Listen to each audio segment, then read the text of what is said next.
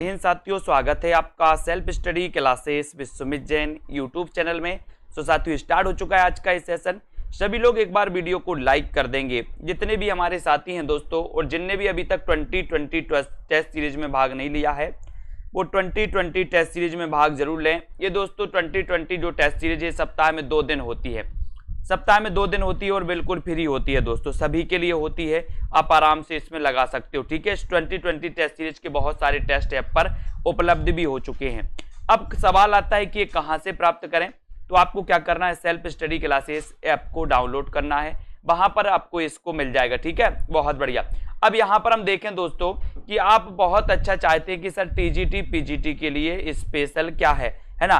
तो अगर स्पेशल कुछ पढ़ना चाहते हैं दोस्तों तो उसके लिए निचोड़ क्लासें, लाइव क्लासें अभी चल रही हैं, जिसकी रिकॉर्डेड कोर्स भी आपको, रिकॉर्डेड क्लासें भी आपको मिलती हैं और लाइव क्लासें भी आपको मिलती हैं, है ना। साथ ही इसमें दोस्तों आपको टॉपिक वाइज टेस्ट भी हैं, ट्रिक भी हैं। तो टीजीटी पीजीटी स्पेशल के लिए आपको निचोड़ क्लासें ये स्टार्ट है। तो जिन भी साथियों को इसमें एडमिशन लेना है वो एडमिशन ले सकते हैं, है ना।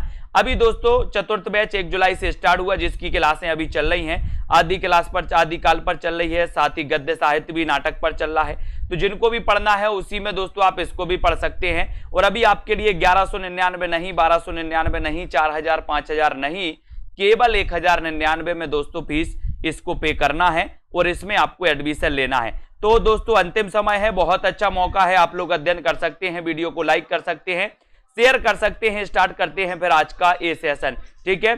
आपको बताना है दलित विमर्श पर आधारित कृति जूठन किस लेखक की आत्मकथा है, आपको चयन करना है। बताइए, सभी लोग बताएंगे दलित विमर्श पर आधारित कृति जूठन किस लेखक की आत्मकथा मानी जाती है। ऐसे कितने साथी हैं जिन्होंने अभी तक वीडियो को लाइक नहीं किया, और ऐसे कितने साथी हैं जिन्होंने दोस्तों अभी तक चैनल को सब्सक्राइब नहीं किया। सभी लोग कर लें और अपना अध्ययन यथावत लगाएं दोस्तों, है ना। दलित विमर्श पर आधारित कृति जूठन, जूठन किस लेखक की आत्मकथा है, इसका उत्तर आपको बताना है। बताइए, ये क्वेश्चन हमेशा पूछा जाता है, कई बार पूछा गया है, और सीधा सीधा आपका क्वेश्चन है कि सर दलित विमर्श पर आधारित जो कृति है जूठन, इसके रचनाकार हैं ओम प्रकाश वाल्मीकि। कौन है? ओम प्रकाश वाल्मीकि। यानी कि आपका उत्तर बी नंबर जो है वो बिल्कुल सही हो जाएगा। बी नंबर जिन्होंने बताया है जूठन आत्मकथा के जो लेखक माने जाते हैं वो कौन माने जाते हैं दोस्तों? ओम प्रकाश वाल्मीकि, ठीक है। यानी कि आपका उत्तर बी नंबर बिल्कुल सही है। अगला क्वेश्चन की ओर बढ़ेंगे। अगला क्वेश्चन है आपका सिंहावलोकन किसकी आत्मकथा है। ये क्वेश्चन तो कई बार आया है दोस्तों, अब कई बार आया है तो याद भी आपको होना चाहिए। बताइए जल्दी से, सिंहावलोकन के रचनाकार कौन माने जाते हैं? कौन से ऐसे दोस्तों लेखक हैं जिनकी आत्मकथा का नाम है सिंहावलोकन? और आपको खुद पता है, आपने एड भी दोस्तों ओल्ड पेपर पढ़े होंगे। ओल्ड अगर आपने पेपर पढ़े हैं तो आपको पता है कि ये रचना, ये जो आत्मकथा है ये कितनी बार पूछी गई।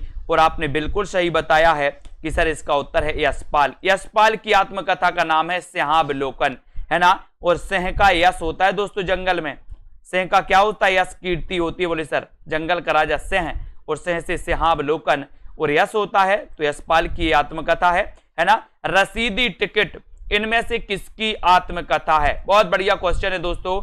रसीदी टिकट ये किसकी आत्मकथा है? इसका उत्तर सभी लोग बताएंगे। 9 बजे रोज क्लास चलती है दोस्तों आपके लिए। जिन भी साथियों ने सेल्फ स्टडी क्लासेस का ऐप डाउनलोड नहीं किया वो ऐप को डाउनलोड कर लें और अपनी दोस्तों, है ना, इस क्लास को रोज अटेंड करनी है। अर्जुन कुमार, प्रिया जी, हरपाल जी, है ना, सभी लोग, विमलेश जी, बताइए रसीदी टिकट इनमें से किसकी आत्मकथा है? सभी को आंसर बताना है और 4 विकल्प हैं। सभी लोगों ने बताया है कि सर ये जो रसीदी टिकट है, ये जो आत्मकथा है, ये है अमृता प्रीतम, अमृता प्रीतम। और अगर आपकी रसीद, है ना, कट जाए, यानी कि टिकट कट जाए इस दुनिया से, फिर तो बोले सर हम अमर हो जाते हैं, अमृत, है ना। अमृत पी लोगे तो क्या हो जाएगा? रसीदी टिकट, टिकट कभी नहीं कटेगी फिर इस दुनिया से आपकी, है ना। तो अमृता प्रीतम की आत्मकथा का नाम है रसीदी टिकट, ठीक है। बहुत बढ़िया। अगला क्वेश्चन, आलसियों का कोड़ा ये किसकी रचना है? आलसियों का कोड़ा ये किसकी रचना है? लल्लू लाल की है, मुंशी सदा सुखलाल की है, सदल मिश्र, या फिर सितारे हिंद की है? आलसियों का कोड़ा आपको बताना है। आलसियों का कोड़ा ये किसकी रचना है? प्रश्न क्रमांक 348 में आपको बताना है दोस्तों। बताएं, सभी लोगों को आंसर बताना है और एक अच्छा क्वेश्चन आपके लिए। बताएं, आलसियों का कोड़ा, इतना बढ़िया प्रश्न पूछा गया। सेल्फ स्टडी क्लासेस ऐप को डाउनलोड कर लें। ऐप पर दोस्तों आपको फ्री मटेरियल भी उपलब्ध है, ऐप पर टेस्ट सीरीज है, ऐप पर मॉडल पेपर भी उपलब्ध है ना, और ऐप पर दोस्तों आपके लिए बहुत सारी चीजें उपलब्ध हैं। आलसियों का कोड़ा आपको बताना है ये किसकी रचना है? आलसियों का कोड़ा ये किसकी रचना है? और आपका सीधा उत्तर कहां जाएगा? बोले सर ये जो रचना है ये सितारे हिंद। ये सितारे हिंद यानी कि डी नंबर आपका बिल्कुल सही है। सितारे हिंद है ना, राजा शिव प्रसाद सितारे हिंद आपको पता होगा। 4 नंबर आपका बिल्कुल सही आंसर हो जाता है। अगले क्वेश्चन की ओर बढ़ेंगे। निम्न में से मनोविश्लेषण प्रधान कथाकार कौन नहीं है? मनोविश्लेषणवादी जो कथाकार हैं दोस्तों वो कौन नहीं है, ये आपको बताना है। सभी लोग बताएंगे, इलाचंद्र जोशी, अज्ञे, सुदर्शन या फिर जैनेन्द्र। सभी लोगों को बहुत अच्छे से बताना है निम्नलिखित में मनोविश्लेषणवादी प्रधान कथाकार कौन नहीं है? इसका उत्तर सभी लोग बताएंगे, इलाचंद जोशी, अज्ञे, सुदर्शन या फिर दोस्तों जैनेन्द्र कुमार। बताएं, राइट आंसर आपको चयन करना है और सभी का आंसर चला जाएगा कि सर मनोविश्लेषणवादी जो कथाकार नहीं है पूछा है, तो नहीं में आपको पता इलाचंद्र जोशी तो है, अज्ञे तो है, जैनेन्द्र कुमार भी है, लेकिन कौन नहीं है? सुदर्शन नहीं है। यानी कि आपका जो सी नंबर है, सी नंबर, ये बिल्कुल सही है। यहां से क्वेश्चन बनता ही हर एग्जाम में। मनोविश्लेषणवादी प्रधान कथाकार कौन नहीं है? तो सुदर्शन नहीं है, अज्ञे, इलाचंद जोशी और जैनेन्द्र, ये सभी माने जाते हैं। ठीक है, तो जिनको आपको दोस्तों जिनको भी एडमिशन लेना है, अभी अच्छा समय है, अच्छा मौका है, सभी लोग ले सकते हैं। हिंदी साहित्य का संपूर्ण कोर्स टीजीटी पीजीटी, इसी में टीजीटी पीजीटी स्पेशल रहेगा, इसी में दोस्तों आपकी निचोड़ क्लासें रहेंगी, इसी में ट्रिकी वीडियो, इसी में आपको टेस्ट, इसी में विस्तृत अध्ययन, इसी में लाइव क्लासें, सब कुछ यहां पर मिलने वाली है ना। तो भोला राम का जीव व्यंग के लेखक कौन है? भोला राम का जीव व्यंग के लेखक कौन है? हरिशंकर परसाई, राम गोपाल, सुदर्शन या फिर जैनेन्द्र कुमार। भोला राम का जीव व्यंग के लेखक कौन माने जाते हैं? इसका उत्तर सभी लोगों को बताना है। एक बार वीडियो को लाइक करके अपने मित्रों तक शेयर कर दे सभी लोग, है ना। और दोस्तों इसी प्रकार से अध्ययन करना है अपन को। और बात आती भोला राम की जीव, तो ये कई बार पूछा गया और ये रचना मानी जाती है दोस्तों, है ना, हरिशंकर परसाई। वेरी गुड, सभी ने आंसर सही बताया है। नारी पात्र मधुलिका का संबंध किस कहानी से है? नारी पात्र मधुलिका का संबंध किस कहानी से है? जल्दी बताइए सभी लोग, नारी पात्र मधुलिका का संबंध किस कहानी से है? इतना अच्छा क्वेश्चन आपसे पूछा गया, ये क्वेश्चन कई बार एग्जाम में आया है। और इस क्लास में दोस्तों वो महत्वपूर्ण क्वेश्चन लाए जाते हैं जो पिछले एग्जामों में कहीं ना कहीं आपसे पूछे गए हैं। तो नारी पात्र मधुलिका का संबंध किस कहानी से है, ये क्वेश्चन आपको बताना है। तो कौन कौन से ऐसे साथी हैं जिन पे ये उत्तर बन रहा है, वो सभी लोग बताएंगे। और बहुत अच्छा क्वेश्चन है सर, पुरस्कार यानी कि 2 नंबर आपका बिल्कुल सही है ना। Very good. अगला क्वेश्चन, कुछ आप बीती कुछ जग बीती, है ना, इसके दोस्तों रचनाकार कौन है? कुछ आप बीती कुछ जग बीती, बताइए, कुछ आप बीती कुछ जग बीती के रचनाकार कौन माने जाते हैं? सभी लोगों को आंसर बताना है। और इन जिनने अभी वीडियो को लाइक नहीं किया है वो लाइक जरूर कर दें एक बार, है ना। कुछ आप बीती और कुछ जग बीती, है ना, ये कई बार पूछा गया दोस्तों। और इसके जो रचनाकार हैं वो रचनाकार कौन है? आपका राइट आंसर चला भारतेंदु हरिश्चंद्र, यानी कि आपका जो सी नंबर है वो बिल्कुल सही है, सी आपका राइट आंसर है। वेरी गुड, बहुत बढ़िया। लोहे की दीवार के दोनों ओर किसकी कीर्ति है? लोहे की दीवार के दोनों ओर किसकी कीर्ति है? अज्ञे, सत्यदेव परिव्राजक, यशपाल या फिर राहुल सांकृत्यायन। लोहे की दीवार के दोनों ओर मॉडल पेपर दोस्तों आप खरीद सकते हैं, मॉडल पेपर में एडमिशन लेकर के मॉडल पेपर पढ़ सकते हैं टीजीटी पीजीटी के, है ना। 3000 प्रश्नों की टेस्ट सीरीज में दोस्तों आप एडमिशन लेकर के अभ्यास कर सकते हैं, बहुत अच्छा। लोहे की दीवार के दोनों ओर किसकी कीर्ति है, ये आपको बताना है। तब आपका राइट आंसर क्या होगा बताएं सभी लोग। हरेंद्र जी, कार्तिक जी बताइए, शैलेश जी, लोहे की दीवार के दोनों ओर के रचनाकार कौन माने जाते हैं? और बहुत अच्छा आंसर आया है कि सर ये जो रचना है ये यशपाल की रचना है। यशपाल यानी कि 3 नंबर, लोहे की दीवार के दोनों ओर, यशपाल। सी नंबर आपका राइट आंसर। एक बूंद सहसा उछली की रचना विधा क्या है? एक बूंद सहसा उछली की रचना विधा क्या है? संस्मरण है, डायरी है, रिपोर्टाज है या फिर यात्रा वृत्तांत है? बताइए, एक बूंद सहसा उछली, इसकी रचना विधा क्या है? इसका उत्तर आपको बताना है संस्मरण, डायरी, रिपोर्टाज या फिर यात्रा वृत्त। बताएं, एक बूंद सहसा उछली की रचना विधा क्या है? ये आपको पता है, एक बूंद सहसा उछली है, इसके रचनाकार भी आपको बताना है। बताएं सभी लोग, एक क्वेश्चन कई बार पूछा गया और आपको पता है कि सर ये जो एक बूंद सहसा उछली आप पूछ रहे हैं ये क्या है? ये यात्रा वृत्तांत है। क्या है? यात्रा वृत्तांत। विधा भी कई बार पूछा जाता है, तो ये यात्रा वृत्तांत है दोस्तों। और आपको पता है कि जो यात्रा वृत्तांत है, यात्रा वृत्तांत किसका है? कमेंट में लिखे सभी लोग। सभी लोग बताएंगे एक बूंद सहसा उछली के रचनाकार कौन है? यात्रा वृत्तांत है, इसकी विधा तो यात्रा वृत्तांत है, आपको पता है। लेकिन अगला क्वेश्चन है, घुमक्कड़ शास्त्र यात्रा वृत्त के लेखक कौन है? घुमक्कड़ शास्त्र यात्रा वृत्त के लेखक कौन है? बताएं, सत्यदेव परिव्राजक, राहुल सांकृत्यायन, यशपाल या फिर अज्ञेय? घुमक्कड़ शास्त्र यात्रा वृत्त के लेखक कौन माने जाते हैं? घुमक्कड़ शास्त्र यात्रा वृत्त के लेखक कौन माने जाते हैं, है ना? और ये दोस्तों, ये घुमक्कड़ शास्त्र क्या है? यात्रा वृत्तांत है। और सभी लोगों ने आंसर सही बताया कि सर एक बूंद सहसा उछली के रचनाकार कौन है? तो आपका उत्तर है अज्ञेय। अगर आपसे पूछे कि एक बूंद सहसा उछली, अब आपको नहीं पता तो आप क्या बोलोगे? सर अज्ञेय, अज्ञेय। एक बूंद सहसा उछली, अज्ञेय। घुमक्कड़ शास्त्र, घुमक्कड़ शास्त्र राहुल सांकृत्यायन, राहुल सांकृत्यायन की रचना है। घुमक्कड़ शास्त्र यात्रा वृत्त है दोस्तों, इसके रचनाकार है राहुल सांकृत्यायन। और इन्होंने, आपको पता है, राहुल सांकृत्यायन ने बहुत सारे यात्रा वृत्त लिखे हैं जिनमें घुमक्कड़ शास्त्र तो कई बार पूछा भी गया है ना? अगला क्वेश्चन है, केदारनाथ अग्रवाल किस काव्यधारा के कवि हैं? केदारनाथ अग्रवाल किस काव्यधारा के कवि हैं? जल्दी से बताओ। छायावाद, प्रयोगवाद, प्रगतिवाद या फिर दोस्तों आधुनिकतावाद के कवि हैं? केदारनाथ अग्रवाल, आपको पता है इनकी एक फेमस रचना है दोस्तों, कौन सी? फूल नहीं रंग बोलते हैं, फूल नहीं रंग बोलते हैं, है ना? आपको पता है कि फूल नहीं रंग बोलते हैं जो रचना है, ये रचना दोस्तों केदारनाथ अग्रवाल जी की है ना? और केदारनाथ जो अग्रवाल हैं ये कैसे माने जाते हैं? तब आपका याद रहेगा दोस्तों, ये प्रगतिवादी माने जाते हैं।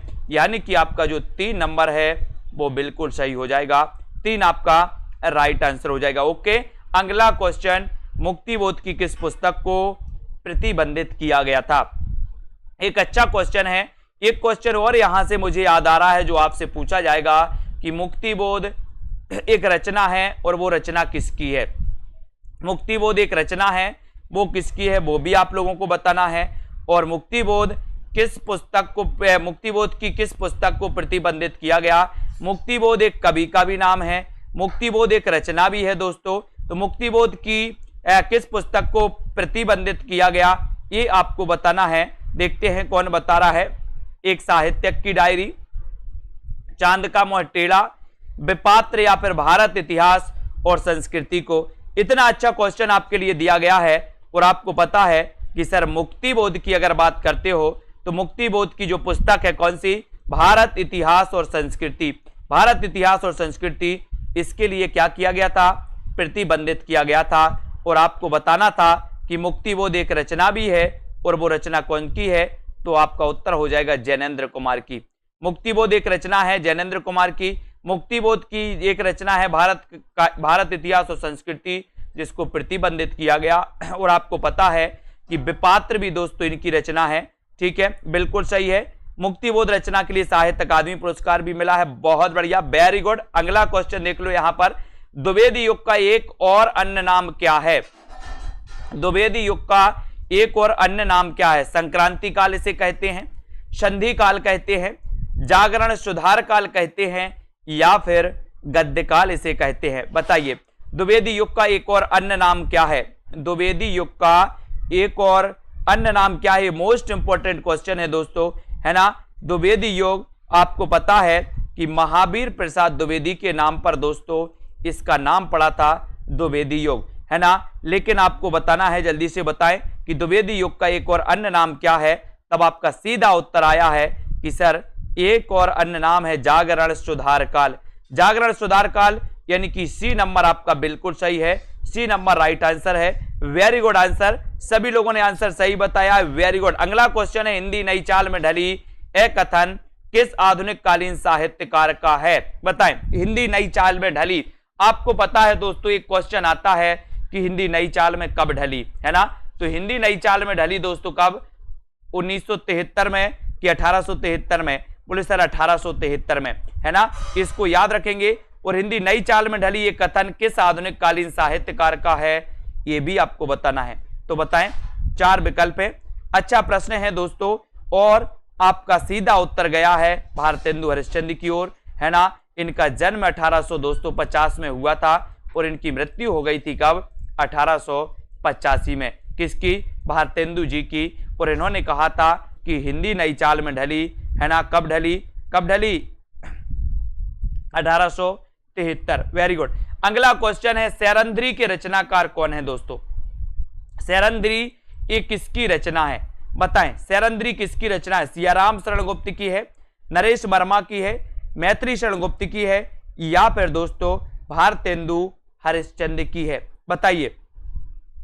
हाँ, कालचक्र पुस्तक में कहा था इन्होंने, है ना। ये भी कई बार पूछा जाता कि अपनी किस पुस्तक में कहा था भारतेंदु ने, तो कालचक्र पुस्तक में कहा था दोस्तों की हिंदी नई चाल में ढली 1873, है ना। सैरंध्री के रचनाकार कौन है? सैरंध्री, ये क्वेश्चन कई बार आया है। सभी लोग एक बार वीडियो को लाइक जरूर कर दें। और सैरंध्री के रचनाकार आपसे पूछा गया, तब आपका सीधा उत्तर जाएगा, कहां जाएगा? मैथिली शरण गुप्त। और मैथिली शरण गुप्त को राष्ट्र कवि कहा जाता है दोस्तों। और इन्हें राष्ट्र कवि की उपाधि किसने दी? तो बोले सर महात्मा गांधी ने दी थी। महात्मा गांधी जी ने इन्हें राष्ट्र कवि की उपाधि दी थी दोस्तों। और आपको पता है कि इनका जन्म कब हुआ था? जल्दी से बता दो, मैथिली शरण गुप्त का जन्म कब हुआ था? और इनकी रचना थी दोस्तों एक भारत भारती। भारत भारती का रचना काल 1912 है। और भारत भारती के दोस्तों प्रसिद्धि के कारण ही इनके लिए क्या मिला था? इनके लिए राष्ट्र दोस्तों कवि की उपाधि दी थी महात्मा गांधी ने, सभी लोगों को पता है। लेकिन एक क्वेश्चन आपके लिए कि मैथिली शरण गुप्त का जन्म कब और कहां पर हुआ था? जल्दी से कमेंट में लिखेंगे, रुद्र संप्रदाय की स्थापना किसने की? रुद्र संप्रदाय की स्थापना किसने की? अच्छा क्वेश्चन है, सभी लोग बताएंगे। रुद्र संप्रदाय की स्थापना किसने की? रुद्र स्वामी ने, श्री स्वामी ने, विष्णु स्वामी ने, या फिर दोस्तों निम्बार्काचार्य ने? रुद्र संप्रदाय की स्थापना किसने की? इसका सीधा आंसर आपका चला जाएगा, उत्तर चला जाएगा विष्णु स्वामी। विष्णु स्वामी यानी कि आपका सी नंबर जो है वो बिल्कुल सही है ना। और आप सभी को पता है कि बोले सर 1886 चिरगांव जिला झांसी में मैथिली शरण गुप्त का जन्म हुआ था। और रुद्र संप्रदाय के प्रवर्तक विष्णु स्वामी माने जाते हैं। जिन्होंने आंसर बताया उनका आंसर बिल्कुल सही है ना। मैथिली हिंदी में रचित पद्य की पहली पुस्तक कौन सी मानी जाती है? इसको आपको बताना है दोस्तों। मैथिली हिंदी में रचित, इसको आपको बताना है कौन सी पुस्तक है, ऐसी बताएं। बताइए, मैथिली हिंदी में रचित ये दोस्तों कौन सी रचना है ना, पद्य में नहीं। जल्दी बताओ।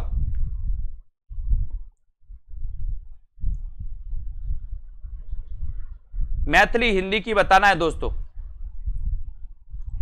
ये कौन सी रचना मानी जाती है? और आपका सीधा उत्तर कहां जाता है? मैथिली हिंदी में ये दोस्तों वर्ण रत्नाकर मानी जाती है, वर्ण रत्नाकर, है ना। ये वर्ण रत्नाकर याद रख लेना, 2 नंबर आपका बिल्कुल सही हो जाएगा। Very good. अगला क्वेश्चन, हठयोग का प्रभाव निम्नलिखित कवियों में से किस पर पड़ा? हठयोग का प्रभाव निम्न कवियों में से किस पर पड़ा है? बताइए। हठयोग का प्रभाव किस पर पड़ा? हठयोग का प्रभाव। और आपका राइट आंसर जो चला जाता है प्रश्न क्रमांक 363 का आंसर, और 363 का आंसर आपका सही है। उत्तर है दोस्तों कौन सा? उत्तर है आपका गोरखनाथ, यानी कि 2 नंबर। 2 नंबर आपका बिल्कुल सही है। ये हठयोग का प्रभाव गोरखनाथ पर पड़ा। गोरखनाथ दोस्तों नाथ संप्रदाय के प्रवर्तक माने जाते हैं, आप सभी को पता है ना, लेकिन ये आपको बहुत अच्छे से याद भी करना है। हठयोग का प्रभाव ये हो गया है। यहां पर अगला क्वेश्चन देखते हैं, महापंडित राहुल सांकृत्यायन ने इनमें से किस कवि को हिंदी का पहला कवि माना है? सभी लोग लाइक जरूर करें। सेल्फ स्टडी क्लासेस ऐप आज ही डाउनलोड कर ले, है ना। बड़ा ऑफर, सबसे बड़ा ऑफर आपके लिए चल रहा है ना, और इस ऑफर में आप लोग भाग ले सकते हैं मात्र 1099। इसमें आपको सब कुछ मिलने वाला है दोस्तों। टीजीटी पीजीटी के लिए निचोड़ क्लास है, जो आपकी इंपॉर्टेंट है वो मिलने वाली है, ठीक है। और दोस्तों आपको पता है कि इसमें आपको डाउट्स वाले, क्लियर वाले वीडियो मिलेंगे, इसमें टॉपिक वाइज टेस्ट भी मिलेंगे, इसमें ट्रिकी वीडियो, इसमें लाइव क्लास है मात्र 1099, 1 साल की वैलिडिटी के साथ। यानी कि इसके बाद अगर आप जूनियर टेट की तैयारी कर रहे हैं तो उसके लिए भी ये इंपॉर्टेंट रहेगा। अलग से आपको कोई कोर्स खरीदने की जरूरत नहीं पड़ेगी। और महापंडित राहुल सांकृत्यायन ने किस कवि को हिंदी का पहला कवि माना है? तब आपका सरहपाद यानी कि 2 नंबर आपका बिल्कुल सही हो जाएगा। टेस्ट को आप अनलिमिटेड बार अटेम्प्ट कर सकते हैं, वीडियो को अनलिमिटेड बार दोस्तों देख सकते हैं। कहीं कोई प्रतिबंध नहीं है कि हम 2 बार देखें या 4 बार, जितनी बार आपको देखने, जितना बार आपको दोस्तों टेस्ट देना उतनी बार दे सकते हैं, है ना। और सरहपाद आपका बिल्कुल सही है। राजमती इनमें से किस काव्य कृति की नायिका है? आपको बताएंगे, सभी लोग बताएं, सभी लोगों को बताना है राजमती इनमें से किस काव्य कृति की नायिका है। जल्दी से आपको बताना है राजमती इनमें से किस काव्य कृति की नायिका है? कीर्ति पताका, आलाखंड, बीसल देव रासो या फिर रणमल छंद। यानी कि प्रश्न क्रमांक आपको 366 है और राजमती पूछा गया। और राजमती भी पूछ लिया जाता है, कभी कभी ऐसा भी पूछा जाता है कि निम्न में से बताइए दोस्तों, निम्न में से बताइए कि अजमेर के शासक से संबंधित रचना कौन सी है? तो आप भी लगाते हो बीसल देव रासो, है ना। और इसके रचनाकार कौन है? तो आप बता देते हो सर नरपति नाल हैं, है ना। और इसकी नायिका है राजमती। कौन है? राजमती, है ना। इसको याद रखेंगे। अगला क्वेश्चन देख लेते हैं, खड़ी बोली हिंदी में सर्वप्रथम रचना करने वाले कवि का नाम क्या है? अच्छा क्वेश्चन है दोस्तों। खड़ी बोली हिंदी में सर्वप्रथम रचना करने वाले या खड़ी बोली का दोस्तों, है ना, यहां पर आपको बताना है। बताइए खड़ी बोली हिंदी, है ना, खड़ी बोली के प्रथम कवि किसे कहा जाता है? देखते हैं कौन कौन सही बताता है इसका आंसर। खड़ी बोली हिंदी का प्रथम कवि किसे माना जाता है? बताएं कौन कौन सही बता रहा है, कौन कौन अपने मन से बता रहा है। क्वेश्चन है, देखते हैं कौन सही बता रहा। खड़ी बोली हिंदी में दोस्तों, हिंदी के खड़ी बोली हिंदी के प्रथम कवि कौन माने जाते हैं? ऐसा क्वेश्चन है, आपको बताना है ना। बताएं जल्दी से।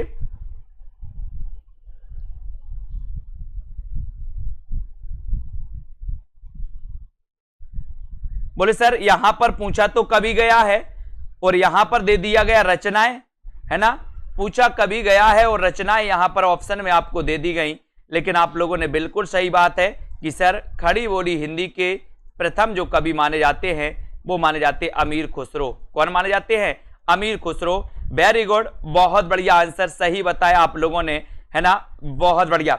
अगला क्वेश्चन देखो, सहजयान के प्रवर्तक कौन है? सहजयान के प्रवर्तक कौन माने जाते हैं? सरहपा, सबरपा, लुईपा या फिर कंडपा? सहजयान बताएं।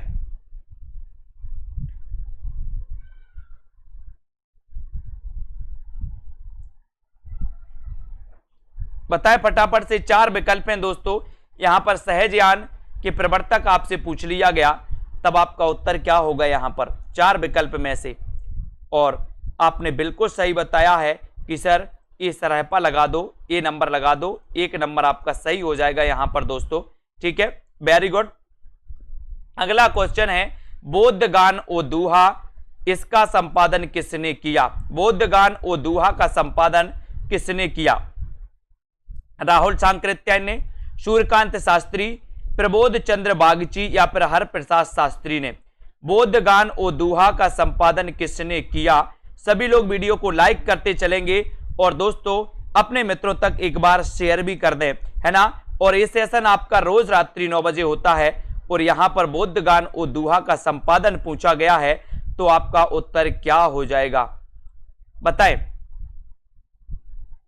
सभी लोगों को बताना है बोधगान और दोहा का संपादन किसने किया, और आपका राइट आंसर है, बोले सर हरप्रसाद शास्त्री। हरप्रसाद शास्त्री, यानी कि आपका 4 नंबर बिल्कुल सही है। 4 नंबर अब सही है ना। क्वेश्चन कैसे भी आए, क्वेश्चन का उत्तर आपको समझना है ना। अगर इतना ही नहीं समझते तो आपका कॉन्फिडेंस कम है ना। क्वेश्चन कैसे भी आए, ऑप्शन में कुछ भी है, अगर आपको उत्तर पता है तो आप उत्तर लगा सकते हैं, नहीं तो पीछे खड़े होकर देखना। अगला क्वेश्चन, आला खंड का दूसरा नाम क्या है। अब यहां ऑप्शन में कुछ भी हो, लेकिन आपको पता होनी चाहिए कि आला खंड का दूसरा नाम क्या है। आप अच्छे से पढ़ाई कर रहे हैं तो, नहीं तो पीछे वाली लाइन में खड़े होने के लिए इंतजार मत करना, है ना। ये आगे वाले दौड़ के इतने ही ले जाएंगे, है ना। याद रख लेना, इंतजार करने वालों को उतना ही मिलता है जितना कोशिश करने वाले छोड़ देते हैं, है ना। इसको याद रखना है। और आला खंड का दूसरा नाम क्या है, और उत्तर क्या हो जाएगा। उत्तर हो जाएगा दोस्तों, क्या हो जाएगा, परमाल रासो। यानी कि आपका जो 1 नंबर है वो बिल्कुल सही है, परमाल रासो आपका राइट आंसर हो जाएगा। ठीक है, वेरी गुड। अगला क्वेश्चन है, परमाल रासो के रचनाकार कौन है। बोले सर परमाल रासो के रचनाकार हैं कौन, जगनेक। कौन है, जगनेक। ठीक है, रचनाओं में से किस रचना के काव्य नायक राम हैं, बताइए। किसके दोस्तों, किस काव्य के नायक राम हैं, बताएं। किस काव्य के नायक राम हैं। जिन्होंने लाइक नहीं किया वो लाइक कर दें। और दोस्तों जिनको एडमिशन लेना है, अच्छा मौका है, अच्छा पढ़ सकते, कुछ ना कुछ आपके लिए स्पेशल जरूर होगा दोस्तों, है ना। निचोड़ क्लास है आपके लिए, टीजीटी पीजीटी के लिए स्पेशल सेशन, है ना। तो यहां पर रचनाओं में से किस रचना के काव्य नायक राम हैं, इसका उत्तर आपको बताना है। तब आपका राइट आंसर क्या हो जाएगा, संशय की एक रात, रश्मि रति, विष्णु प्रिया या फिर कनु प्रिया, बताइए। और आपने बिल्कुल सही बताया है कि सर नरेश मेहता की एक काव्य रचना है संशय की एक रात। और संशय की ये जो रात है ये राम पर आधारित है दोस्तों, यानी कि इसके काव्य नायक के जो नायक हैं वो कौन है, राम। और आपका ये नंबर बिल्कुल सही हो जाता है। कारवां किसका एकांकी संग्रह है, कारवां किसका एकांकी संग्रह है, इसका उत्तर आपको बताना है। उपेंद्र नाथ तस्क, विष्णु प्रभाकर, राम कुमार वर्मा या फिर भुवनेश्वर प्रसाद, बताएं। सभी लोग बताएंगे कारवां किसका एकांकी है। इतना अच्छा क्वेश्चन, एक कारवां एकांकी तो कई बार पूछा गया, अब आपको पता भी होनी चाहिए, जब मैंने कई बार आपको बताया भी है ना। तो उत्तर क्या हो जाएगा यहां पर, कारवां किसका एकांकी संग्रह है। और बहुत बढ़िया आंसर सभी लोगों ने बताया कि सर ये क्वेश्चन तो कई बार आया है और हमने पढ़ा भी है, तो उत्तर भी आपने लगाया है Bhuvneshwar Kumar. Very good answer, Karwan एकांकी भुवनेश्वर कुमार की मानी जाती है दोस्तों, है ना। और आपको एक क्वेश्चन है कि हिंदी की प्रथम एकांकी किससे मानी जाती, कौन सी है दोस्तों, ये भी आपको बताना है, कमेंट में लिख देना है। भारत दुर्दशा के पहले अंक में भारतेंदु ने मूल रूप से किसका चित्र खींचा है। अच्छा क्वेश्चन, आपको ये पता चल जाता है कि सर भारत दुर्दशा के रचनाकार भारतेंदु जी हैं। ये क्वेश्चन भी कई बार आया, भारत दुर्दशा किसकी रचना है, भारत दुर्दशा के रचनाकार कौन है ना। और पहले अंक में भारतेंदु ने मूल रूप से किसका चित्र खींचा, भारत के गांवों का, भारत की दुर्दशा के कारणों का, भारत के बड़े नगरों का, भारत की नारियों की दुर्दशा का। तो यहां पर 4 विकल्प हैं, इसका अच्छा आंसर बताना है। और सभी लोगों ने बताया कि हिंदी का पहला एकांकी एक घूंट माना जाता है दोस्तों। और एक घूंट आपको पता है कि एक घूंट के रचनाकार जयशंकर प्रसाद है। और जयशंकर की बात आती है तो बोले सर 1889 में इनका जन्म हुआ, छायावाद के प्रवर्तक माने जाते हैं। और भारत दुर्दशा के पहले अंक में भारतेंदु ने मूल रूप से दोस्तों आपको पता है कि भारत की दुर्दशा के कारणों का दोस्तों इन्होंने चित्र खींचा है। और राइट आंसर आपका बी की तरफ चला जाता है। हिंदी में अंग्रेजी ढंग का पहला मौलिक उपन्यास कौन सा है, बहुत बढ़िया आंसर। हिंदी में अंग्रेजी ढंग का पहला मौलिक उपन्यास कौन सा है, ये आपको बताना है। ऐसे जितने भी हमारे साथी हैं जो टीजीटी पीजीटी का स्पेशल पढ़ना चाहते, निचोड़ पढ़ना चाहते हैं कि आदि काल में क्या इंपॉर्टेंट है, भक्ति काल में क्या इंपॉर्टेंट है, रीति काल में कौन कौन से क्वेश्चन आते हैं, अगर ये आप पढ़ना चाहते हैं तो इस कोर्स में आप 1099 में एडमिशन ले सकते हैं। इसमें अकेला ये बस नहीं मिलेगा कि निचोड़ आपको मिलेगा, इसमें आपको टेस्ट भी मिलेंगे टॉपिक वाइज, इसमें ट्रिकी वीडियो मिलेंगे, इसमें लाइव क्लासें आपको मिलेंगी, इसमें दोस्तों आपके लिए डाउट्स वाले वीडियो भी मिलेंगे, विस्तृत अध्ययन वाले वीडियो तो आपको हैं ही, है ना। तो ये आपके एग्जाम में बहुत मदद करेगा। एक मंथ है दोस्तों आपके पास अभी भी, है ना। आप बहुत अच्छे से तैयारी करेंगे और हिंदी में अंग्रेजी के ढंग का पहला जो मौलिक उपन्यास है वो बोले सर परीक्षा गुरु है। और परीक्षा गुरु के रचनाकार कौन है, तब उत्तर चला जाता है श्रीनिवास दास, यानी कि डी नंबर आपका बिल्कुल सही है। Very good answer. Maila Anchal का प्रकाशन कब हुआ था? मेला आंचल का प्रकाशन कब हुआ था? सभी लोग आंसर बताएंगे। 375 का आंसर आपको चयन करना है। उत्तर क्या सही है? मेला आंचल का प्रकाशन कब हुआ था? बताइए। 1950, 1954, 1960 या फिर 1947 में? बताएं उत्तर क्या है। लाइक करते जाएं सभी लोग, सभी साथी लाइक करें, अपने मित्रों तक जरूर इस चैनल से जोड़ें, आपका निश्चित ही फायदा होगा दोस्तों। और हम भी आपके साथ परीक्षा के टाइम तक बिल्कुल निरंतर प्रयास करेंगे कि आप लोग कुछ ना कुछ इस चैनल से सीख कर जाएं और निश्चित ही सफलता प्राप्त करें दोस्तों, ठीक है। मेला आंचल का प्रकाशन वर्ष बताना। सबसे बड़ी बात तो यह है कि सर मेला आंचल आपको पता है कि ये हिंदी का प्रथम आंचलिक उपन्यास माना जाता है। इसके रचनाकार फणीश्वरनाथ रेणु माने जाते हैं। लेकिन दोस्तों इसका अगर प्रकाशन पूछा गया तो आप 1954 लगा देना, 2 नंबर आपको लगा देना, बी नंबर आप लोग लगा देना, ठीक है। प्रेमचंद उर्दू में किस नाम से लिखते थे?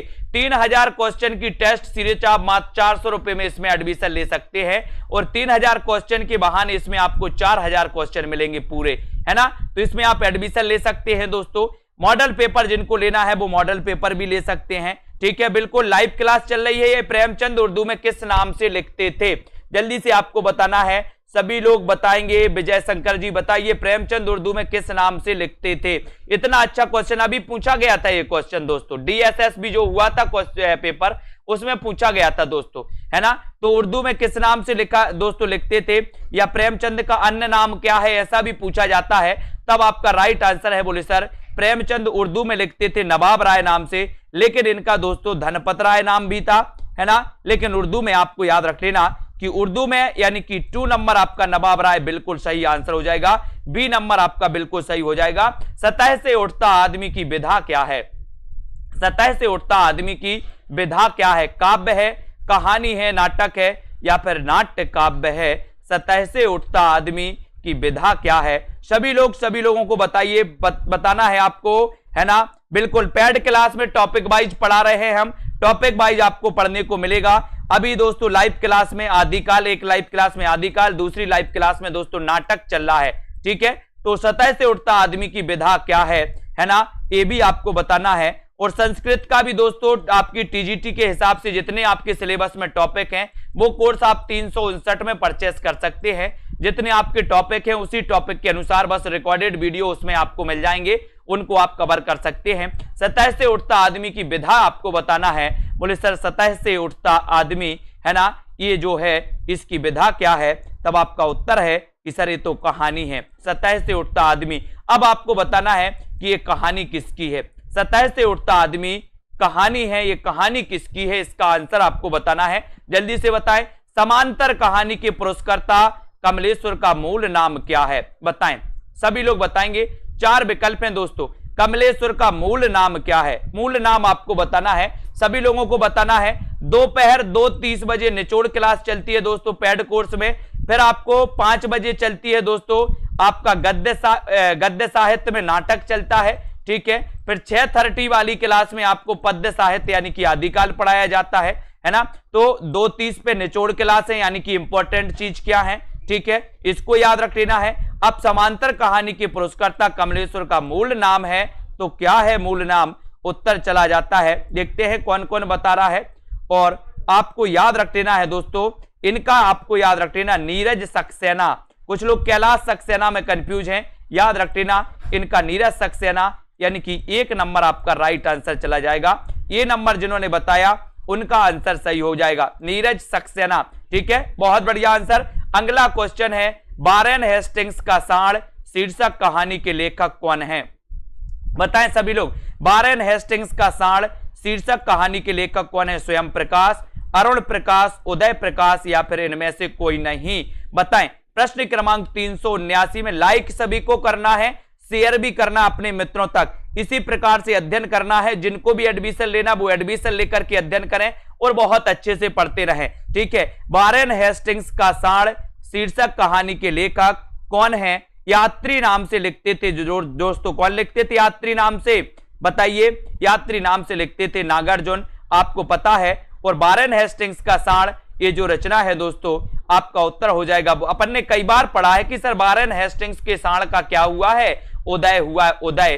तो उदय प्रकाश, यानी कि 3 नंबर आपका राइट आंसर, सी नंबर आपका बिल्कुल सही हो जाएगा। वेरी गुड, सभी लोगों को बहुत बहुत धन्यवाद। लाइक जरूर कर दें, एक बार शेयर कर दें अपने मित्रों तक, आपको भी मजा आ रहा होगा दोस्तों। हत्या नामक कहानी के लेखक कौन है? हत्या नामक कहानी के लेखक कौन माने जाते हैं?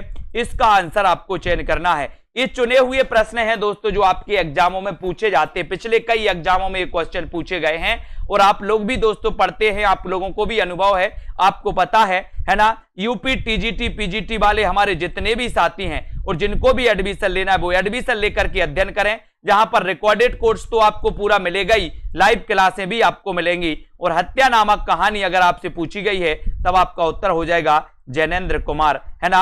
और दोस्तों एक और बताना है कि फांसी एक किसकी कहानी है? हत्या तो आपको पता ही चल गया, जैनेन्द्र कुमार, है ना। तो और फांसी भी आप लोग बता दें सभी लोग। बहुत अच्छा क्वेश्चन, वीडियो को लाइक शेयर करें। आधुनिक एकांकी के जनक कौन माने जाते?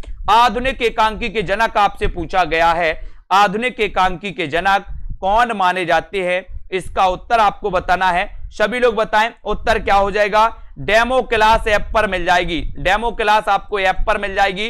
सेल्फ स्टडी क्लासेस ऐप को डाउनलोड कर लें, सेल्फ स्टडी क्लासेस ऐप सभी लोग डाउनलोड कर लें। ठीक है, आधुनिक एकांकी के जनक कौन माने जाते हैं? इसका उत्तर आपको बताना है। बहुत अच्छा क्वेश्चन है दोस्तों और आपने पढ़ा होगा, है ना। क्या पढ़ा है देखते हैं कौन कौन सही उत्तर बता रहा है। आधुनिक एकांकी के जनक कौन माने जाते हैं?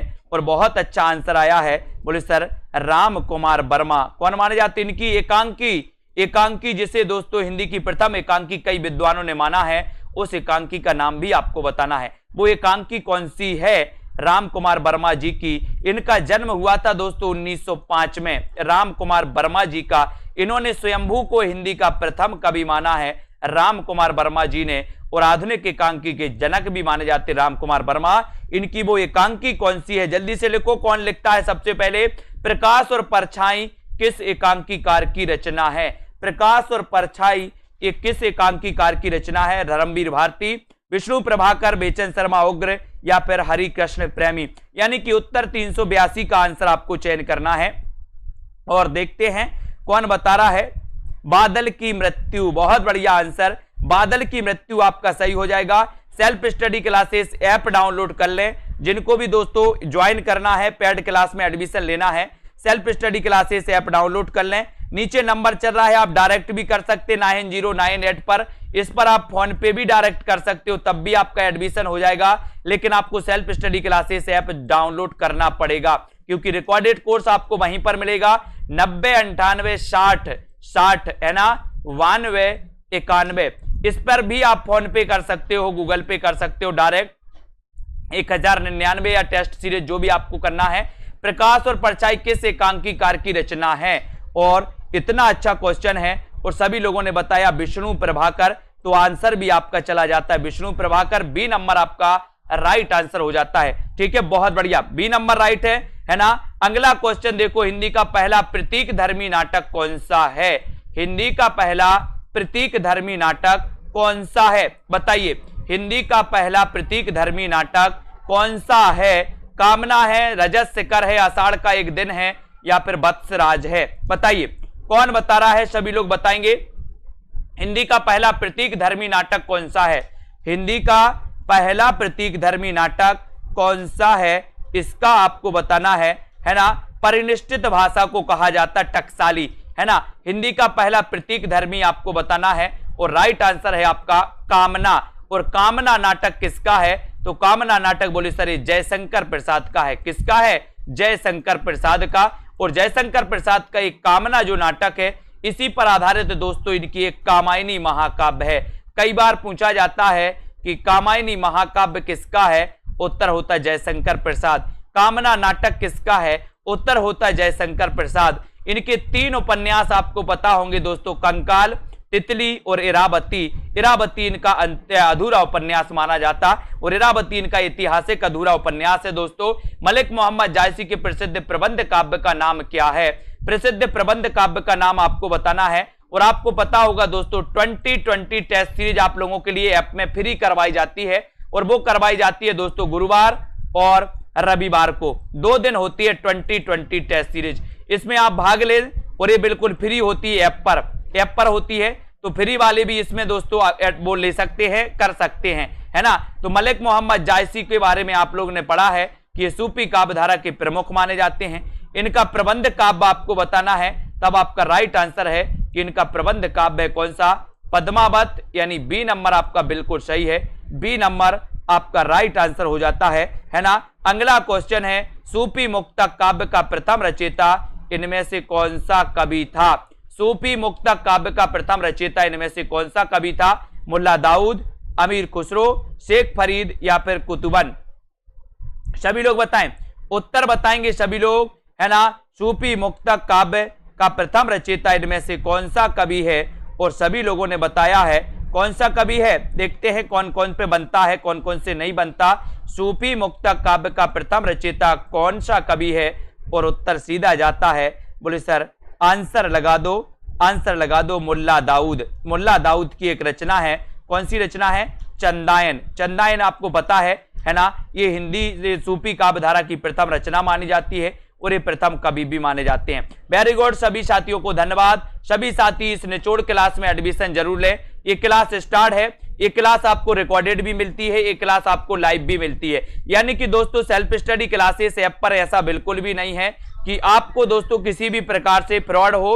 आपके लिए रिकॉर्डेड भी दिया जाता है, आपके लिए लाइव क्लासें भी दी जाती है, आपके लिए टेस्ट भी करवाए जाते हैं, वहीं आपको ट्रिकी वीडियो भी दिए जाते हैं, वहीं आपको डाउट्स वाले वीडियो भी दिए जाते हैं। ग्रुप डिस्कशन होता है दोस्तों, उसमें आप अपने डाउट्स भी पूछ सकते हैं, है ना। विभिन्न प्रकार के अलग अलग दोस्तों जिलों से, विभिन्न प्रकार के अलग अलग राज्यों से सभी स्टूडेंट जुड़े हुए हैं। आप भी जुड़ सकते हैं, अपना अध्ययन कर सकते हैं इस निचोड़ क्लास में, है ना। तो यानी कि दोस्तों ये निचोड़ क्लास क्यों रखी गई है? तो ये रखी गई है दोस्तों इसलिए कि हिंदी साहित्य में आखिर स्पेशल क्या है, अगर एग्जाम पास में है तो आखिर पढ़े क्या, है ना। इसलिए इस क्लास को रखा गया। इस क्लास में वो ही क्वेश्चन होते, वो ही दोस्तों फैक्ट होते हैं जो आपसे एग्जाम में हमेशा की तरह पूछे जाते हैं, उन प्रश्नों को रखा जाता है। तो इनमें आप लोग एडमिशन ले सकते हैं आज ही। इसमें आपको 4-5 हजार फीस नहीं भरनी, इसमें केवल आप 1099 फीस भर के इसमें आप एडमिशन ले सकते हैं, है ना। और दोस्तों इस कोर्स की एडमिशन आपके लिए 1 साल तक वैलिड रहेगा, यानी कि आगे आने वाले जितने भी आपके एग्जाम होंगे उनके लिए भी दोस्तों ये वैलिड रहेगा। और इसमें आपको अनलिमिटेड अटेम्प्ट के लिए दोस्तों मौका दिया जाता है कि आप जितनी बार भी इसको पढ़ो उतनी बार पढ़ सकते हो। कोई ऐसा नहीं है कि आप 2 बार अटेम्प्ट करो या 3 बार करो, अनलिमिटेड बार अटेम्प्ट कर सकते हो। और एक अच्छा कोर्स आप लोगों के लिए लॉन्च किया गया जो सबसे सस्ता और सबसे अच्छा। अभी डाउनलोड करें सेल्फ स्टडी क्लासेस ऐप को, है ना। बहुत सारे साथी बहुत अच्छे से पढ़ रहे हैं, अनिल कुमार जी, है ना, दारसू जी, नीतू जी, राकेश कुमार जी, सभी साथियों को धन्यवाद, है ना। दिव्या जी, बबीता जी, गीतिका जी, अखिलेश कुबेर जी, सुषमा, विजय लक्ष्मी जी, राम मूरत जी, है ना, और वेंकट रेड्डी जी, रजनी जी, रेखा तड़के जी, बच्चन जी, हरिकेश, देवेंद्र जी, रेसू, कमला जी, आशु, ज्योति जी, है ना, मनीषा, डॉली सेठ जी, सभी साथी लाइक जरूर करते रहें और शेयर आपको जरूर करना है। मुकेश जी, है ना, और नब्या जी, वेरी गुड, विजय राज जी, कमलदीप जी, ऐसे जितने भी हमारे साथी हैं और जो पढ़ना चाहते हैं दोस्तों एग्जाम के अंतिम समय पर, वो सभी पढ़ें। 2020 टेस्ट सीरीज भी में आप भाग ले सकते हैं। ये आपकी रविवार और गुरुवार 2 दिन आपकी वीकली ये टेस्ट होती है दोस्तों, जो बिल्कुल फ्री होता है, ठीक है। तो आप फ्री वाले टेस्ट भी लगाएं सेल्फ स्टडी क्लासेस ऐप पर जाकर के, आपके लिए बहुत अच्छा लगेगा, मजा आएगा, है ना। इसको सभी लोग पढ़ें, अध्ययन करें, ठीक है। और इसी प्रकार से दोस्तों निरंतर अभ्यास जरूर करना है, अभ्यास करें, रिवीजन करें, है ना। और दोस्तों लगे रहें इसी प्रकार से, ठीक है। धन्यवाद सभी साथियों को। 10 बजे एक क्लास होती है एग्जाम पार में, एग्जाम पार में दोस्तों वो क्लास भी सभी लोग देखें, लाइव क्लास होती है, ठीक है। वो सभी लोगों को देखना है, अध्ययन करना है, ठीक है। आज के सेशन के लिए बस इतना ही। आपके लिए बस इतना ही है कि आपके लिए अंतिम समय में आप एक अच्छा मौका है कि आपको मात्र 1000 रुपए की फीस है, सबसे सस्ती है, अच्छी है। 1000 रुपए खर्च कर सकते हैं आप और दोस्तों एडमिशन ले सकते हैं। ठीक है, बहुत बढ़िया, धन्यवाद, जय